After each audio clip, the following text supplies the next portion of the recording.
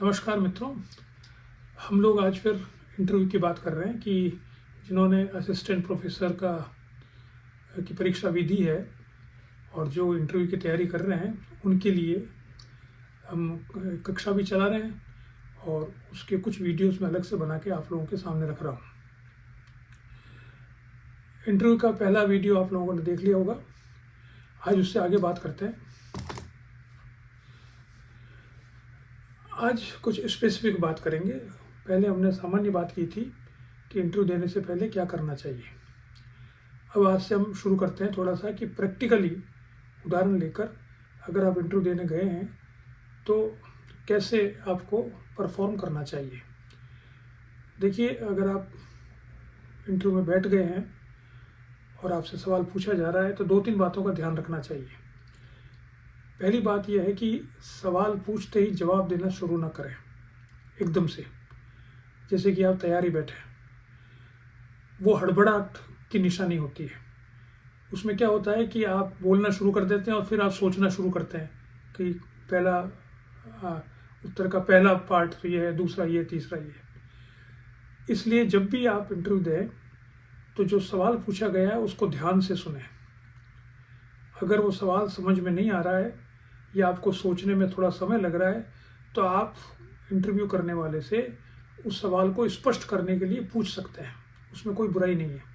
उससे और ये प्रतीत होगा कि आप बहुत सिंसियर और सीरियस स्टूडेंट हैं जो सवाल को बड़ी गहनता से सुनना चाहते हैं।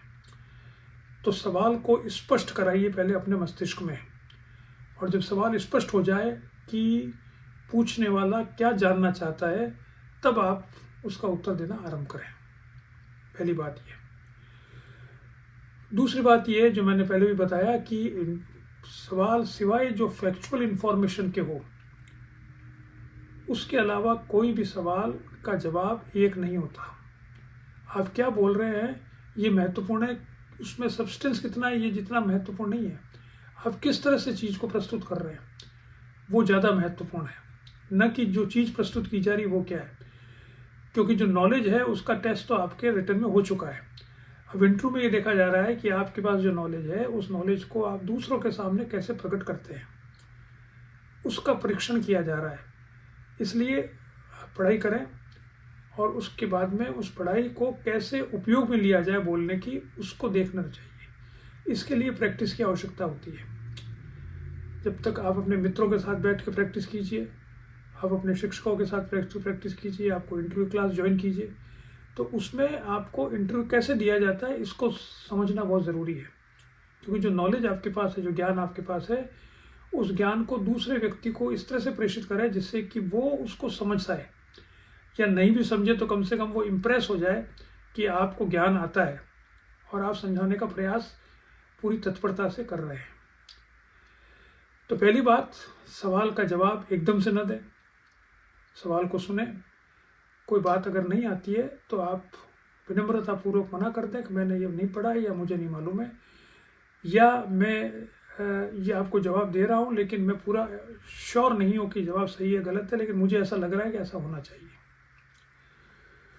दूसरी बात, आपके जो फंडामेंटल्स ऑफ पॉलिटिकल साइंस है वो आपको उसमें गलती को स्वीकार नहीं किया जाएगा। क्योंकि आप शिक्षक बनने वाले हैं और फर्स्ट ईयर में, सेकेंड ईयर में पढ़ाने वाले हैं, तो आपको मूलभूत फंडामेंटल्स ऑफ पॉलिटिकल साइंस जिसे कहा जाता है वो आपको आनी चाहिए। उसके लिए NCERT की किताबें जो 9वीं से 12वीं तक की है उसको आपका अध्ययन करें अच्छे प्रकार से, और टेक्स्ट, कोई अच्छी टेक्स्ट बुक हो उसका अध्ययन करें। जैसे मैंने बार बार कहा है, अप्पादुराय या आशीर्वादम जैसी किसी किताब का अध्ययन करें, जिससे आप जो मूलभूत तत्व हैं राजनीति विज्ञान के उसको आप समझ पाएं। इसके बाद जब आप उत्तर दें तो कई बार ऐसे प्रश्न होते हैं जिनके, चूँकि राजनीति विज्ञान एक बहुत पुराना विषय है, 2000 वर्षों से विषय है ये, तो इसके उत्तर बदलते रहे हैं। तो आपको स्पष्ट करना चाहिए कि आप किस तरह का उत्तर देना चाहते हैं। सामान्यतः जो इंटरव्यू लेने वाले हैं वो ये चाहते हैं कि आप समसामयिक समय के उत्तर दें, जो भी चल रहा है उसका उत्तर दें। ठीक है। जो लेकिन वो आप तभी दें जब आपको ये स्पष्ट हो जाए कि आपको इसका उत्तर देना है। जैसे मैं आपको बताऊं कि जो मैं बार बार एक उदाहरण देता हूँ कि राजनीति क्या होती है। अब राजनीति क्या होती है, इसका उत्तर देने के लिए बहुत सारे उत्तर हैं इसके, आप सब लोग जानते हैं जो कि पढ़ाई करते हैं। उन बहुत सारे उत्तरों में कौन सा उत्तर सबसे सही है ये कैसे मालूम हो? इसका एक तरीका तो यह है कि जो समसामयिक समय में राजनीति की परिभाषा को स्वीकार किया जाता है सामान्यतः, वो उत्तर आपको देना चाहिए। और वो उत्तर मेरे हिसाब से एक विचारक है डेविड मिलर ने जो राजनीति की परिभाषा की है आज के संदर्भ में, वो सबसे सही परिभाषा है मेरे लिहाज से। तो उसका अध्ययन कीजिए आप कि डेविड मिलर क्या कहता है राजनीति के बारे में, कैसे परिभाषित करता है। फिर आप देखिए एक एक अगर हम लें अलग अलग उसके भाग, तो जैसे अंतर्राष्ट्रीय संबंध है, तो अंतर्राष्ट्रीय संबंध और भारतीय शासन और राजनीति, इनमें अधिकतर जो सवाल पूछे जाते हैं वो उसमें आपकी टिप्पणी पूछी जाती है कि आपके विचार क्या है। देखिए, जो राजनीतिक सिद्धांत अवधारणाएं थिंकर्स के बारे में पूछे जाएगा उसमें आपके विचार नहीं पूछे जाएंगे, उसमें पूछा जाएगा उनके विचार क्या है। क्योंकि आप प्लेटो के विचार क्या है, आपके विचार नहीं जानने प्लेटो के विचार क्या है। लेकिन अंतर्राष्ट्रीय संबंध में और भारतीय शासन राजनीति में पूछा जाएगा आपके विचार क्या है, क्योंकि ऐसे प्रश्न पूछे जाएंगे जिसके कई उत्तर हो सकते हैं, या जो समसामयिक समय में जिस पर बहस चल रही है उसके उत्तर। जैसे महिलाओं का आरक्षण मिलना चाहिए नहीं मिलना चाहिए, संसद में पास हो गया है कि महिलाओं को आरक्षण मिले। अब जो इस पे आलोचना आती है उसका भी आपको ध्यान रखना चाहिए। वो कहता है महिलाओं को आरक्षण देने में क्या रिजर्वेशन लागू होना चाहिए, नहीं होना चाहिए, या महिलाओं को एक ही कैटेगरी माना जाना चाहिए। अब इसके दोनों उत्तर हो सकते हैं। आप मान सकते हैं कि रिजर्वेशन देना चाहिए, आप मान सकते हैं नहीं देना चाहिए। लेकिन जब सवाल पूछा जाएगा तो कहा जाएगा अच्छा 3 कारण बताइए कि महिलाओं के आरक्षण में महिलाओं को जातिगत आधारित या वर्ग आधारित उसमें रिजर्वेशन मिलना चाहिए कि नहीं मिलना चाहिए। अगर आप मिलना चाहिए के पक्ष में हो तो 3 तर्क दीजिए, और नहीं मिलने के पक्ष में हो तो 3 तर्क दीजिए। तो अंतर्राष्ट्रीय राजनीति और भारत शासन राजनीति पे जो सवाल पूछे जाते हैं उसमें आपकी ओपिनियन पूछी जाती है, और ओपिनियन बताते समय आपके पास तर्क होने चाहिए और तथ्य होने चाहिए। जैसे ये पूछा जाए कि भारत को संयुक्त राष्ट्र संघ में परमानेंट सीट मिलनी चाहिए कि नहीं मिलनी चाहिए। अब इसके दोनों उत्तर हो सकते हैं। नहीं मिलनी चाहिए तो 3 कारण बताइए, मिलनी चाहिए तो 3 कारण बताइए। तो आपको जो तैयारी करनी है विशेष रूप से इन 2 पक्ष में, भारतीय शासन राजनीति और अंतर्राष्ट्रीय राजनीति, और जहाँ पर आपकी ओपिनियन पूछी जाती है वहाँ पर आपको 3-4 आपकी ओपिनियन ऐसी क्यों बनी है वो आप बताइए। ये तर्क हैं या ये तथ्य हैं जिनके आधार पर मेरी ओपिनियन बनी है कि भारत को पाकिस्तान से युद्ध करना चाहिए या नहीं करना चाहिए। तो आप कह सकते हैं युद्ध करना चाहिए, क्योंकि क्यों करना चाहिए 3-4 कारण बताइए, और 2-3 तथ्य बताइए कि ऐसा काम हो रहा है इसलिए हमको युद्ध करना चाहिए। या नहीं करना चाहिए तो आप तर्क बताइए और 3-4 तथ्य बताइए। तो जिसमें आपकी ओपिनियन पूछी जाती है उसमें आपको तर्क बताने कि आपकी ओपिनियन ऐसी क्यों बनी है, और जहाँ तक हो सके कुछ तथ्यों को भी समावेश करना है कि आपकी ओपिनियन इस प्रकार से क्यों बनी है। ठीक है। लेकिन जो सिद्धांत या उदाहरणाएं हैं उसमें आपको जो व्याख्या है वो जिन्होंने व्याख्या कर रखी है उनके बारे में मालूम होना चाहिए, आपकी व्याख्या की जरूरत नहीं है। जैसे संप्रभुता है, तो संप्रभुता किसने दी है? जॉन ऑस्टिन ने। उसने क्या परिभाषित किया है? हॉब्स की संप्रभुता और बोधा की संप्रभुता में क्या अंतर है ये पता होना चाहिए। और संप्रभुता की आलोचना क्यों की जाती है, बहुलवादी कौन है, उनका तर्क क्या है, हैरोल्ड लास्की क्या कहता है, उसका तर्क क्या है कि राज्य संप्रभु नहीं होना चाहिए, क्यों नहीं होना चाहिए, क्यों हैरोल्ड लास्की ने कहा कि अगर संप्रभुता हटा दी जाए तो पॉलिटिकल साइंस के लिए बहुत अच्छा होगा, ऐसा क्यों कहा उसने, इसका उत्तर होना चाहिए। उसमें आपकी ओपिनियन नहीं पूछ रहे, इसमें पूछ रहे हैं कि क्या आपने पढ़ा है कि हैरोल्ड लास्की ने ऐसा क्यों कहा है। तो थिंकर्स में और अवधारणाएं जो भी है, सिटीजनशिप नागरिकता क्या होती है, तो मार्शल ने नागरिकता को कैसे परिभाषित किया है, क्या 4 विशेषताएं बताइए उसने नागरिकता की, वो बताइए आप। आपकी विशेष आपकी ओपिनियन नहीं पूछ रहे, वो पूछ रहे मार्शल की ओपिनियन क्या है। रूसो प्रजातंत्र को कैसे परिभाषित करता है और क्यों रूसो को कहा जाता है कि वो लोकप्रिय प्रजातंत्र का पक्षधर है। तो रूसो ने क्या कहा ये पता होना चाहिए। तो जो एक पोर्शन आपका है पॉलिटिकल साइंस का, थियरी, थॉट एंड अवधारणाएं, इनमें जो कहा गया है, लिखा गया है, वो आपको मालूम होना चाहिए, न कि आपकी ओपिनियन बहुत ज़्यादा काउंट नहीं करती, क्योंकि आपकी ओपिनियन अभी बनी नहीं है। लेकिन अंतर्राष्ट्रीय राजनीति और भारतीय शासन राजनीति में आपकी ओपिनियन काउंट करती है। जैसे ये पूछा जाए कि आप बताइए कि भारत में अब क्या 2 दलीय व्यवस्था है या 1 दलीय व्यवस्था रह गई, 1 दलीय डोमिनेंट, 1 पार्टी डोमिनेंट सिस्टम जो रजनी कोठारी ने दिया था कांग्रेस के लिए, क्या वो बीजेपी पर लागू हो सकता है कि 1 पार्टी डोमिनेंट सिस्टम रहेगा बीजेपी का, या है, या कांग्रेस भी एक पार्टी के रूप में एमर्ज हो चुकी है तो 2 पार्टी सिस्टम है या मल्टी पार्टी सिस्टम है।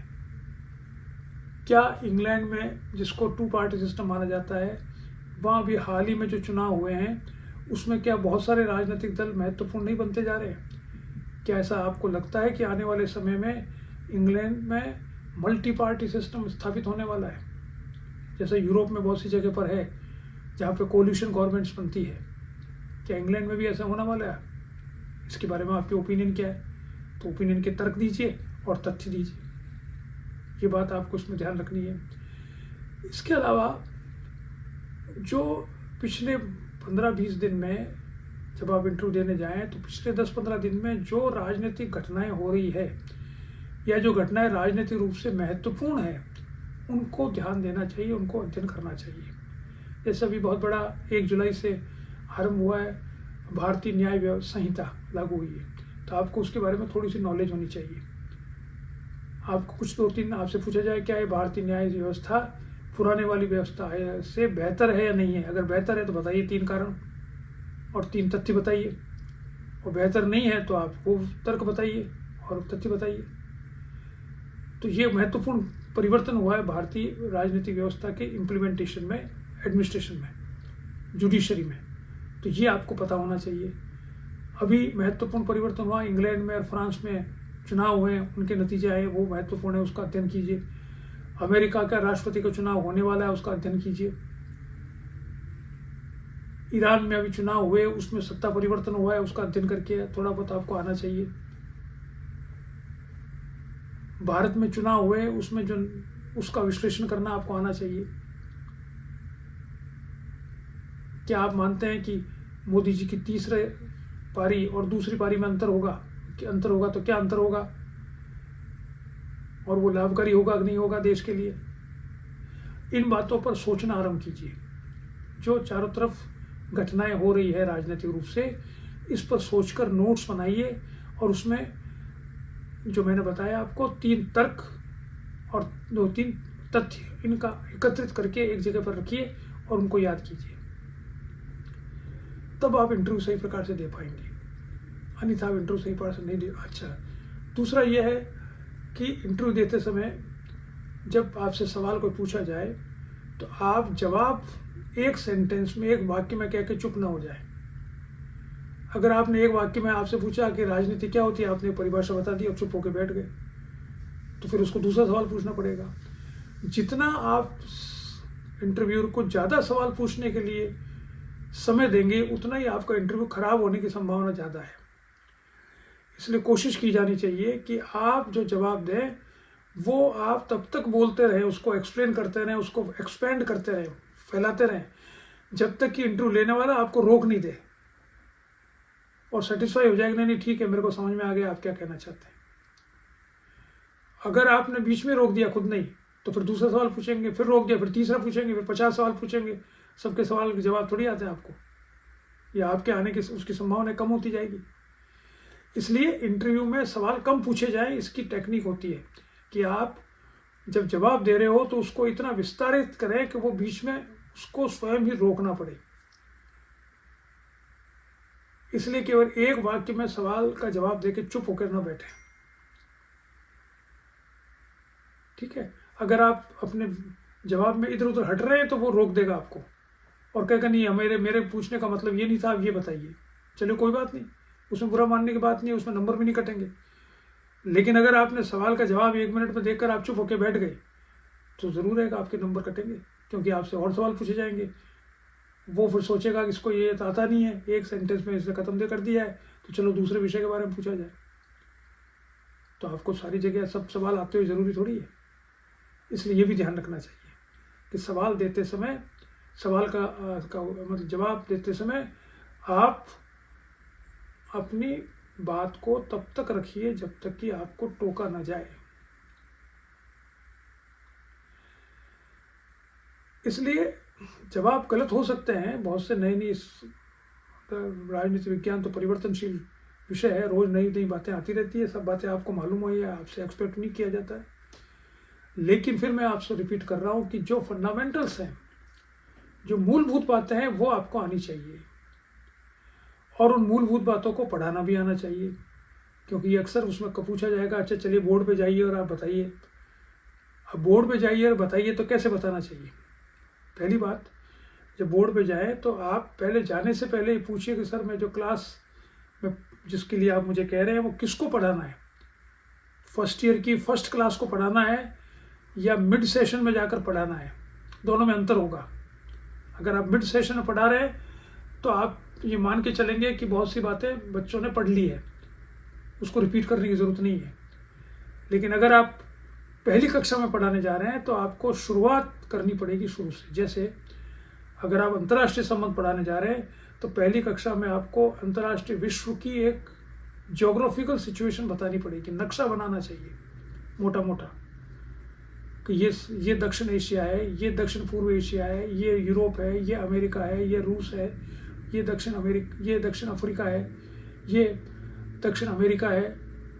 ये सब चीज़ें ज्योग्राफिकली बतानी चाहिए। पॉलिटिकल डिविजन्स क्या है वो आपको बताना चाहिए, और जो महत्वपूर्ण देश है उनकी थोड़ी सी इतिहास आपको बताना चाहिए अगर आप पहली कक्षा में पढ़ाने जा रहे हैं। इसलिए अगर वो कहें नहीं आप फर्स्ट ईयर में पढ़ाने जा रहे हैं तो आप जाइए बोर्ड पे और कोशिश कीजिए नक्शा बनाने की दुनिया का, और उधर नक्शा बना के फिर आप इनकी तरफ वापस मुड़िए और फिर बताइए सर पहले कक्षा में मैं इसको नक्शा बताना चाहता हूँ कि कौन सा देश कहाँ पर है। बच्चों को ये मालूम नहीं है, मोटा मोटा यूरोप कहाँ है, 5 महाद्वीप कौन से हैं, ये बताना चाहते हैं। तो इस तरह से पढ़ाइए। अगर आप कोई पॉलिटिकल थॉट पढ़ाना चाहते हैं, प्रिंसिपल्स ऑफ पॉलिटिकल साइंस पढ़ाना चाहते हैं, तो पहले बताइए राजनीति विज्ञान, राजनीति का अर्थ क्या होता है और विज्ञान का अर्थ क्या होता है, और इसे राजनीति विज्ञान क्यों कहा जाता है, और राजनीति विज्ञान को राजनीतिक दर्शन, राजनीतिक चिंतन, राजनीतिक सिद्धांत से अलग कैसे किया जाता है। ये सबसे पहली बात है बताने की। उसके बाद आप आगे बताएंगे। फिर बताइए राजनीति विज्ञान का सबसे प्रमुख अवधारणा क्या है, वो है राज्य है, तो राज्य के बारे में बताइए। फिर राज्य एक अनन्य विशेषता क्या है, संप्रभुता, उसको बताइए। फिर राज्य किस पर शासन करता है, नागरिक, तो नागरिक क्या होता है उसको बताइए। और फिर नागरिकों के पास अधिकार क्या है, उस अधिकारों में स्वतंत्रता कितनी है, अधिक राज्य में नागरिक आपस में एक दूसरे के साथ समानता का व्यवहार कैसे करें, नागरिकों को कोई समस्या हो तो उनको न्याय कैसे मिले। ये इस तरह से लॉजिकल कोरिलेशन है ये पढ़ाने का। ऐसे एक एक स्टेप पढ़ाना चाहिए, तब आप इंटरव्यू में अगर आप ऐसा बताते हैं तो इंटरव्यू में माना जाएगा कि आपको राजनीति विज्ञान की अच्छी पकड़ है और आप कक्षा में अच्छी तरह से पढ़ा सकते हैं। ठीक है, चलिए आज इतना ही देखते हैं, फिर और आगे देखेंगे। नमस्कार।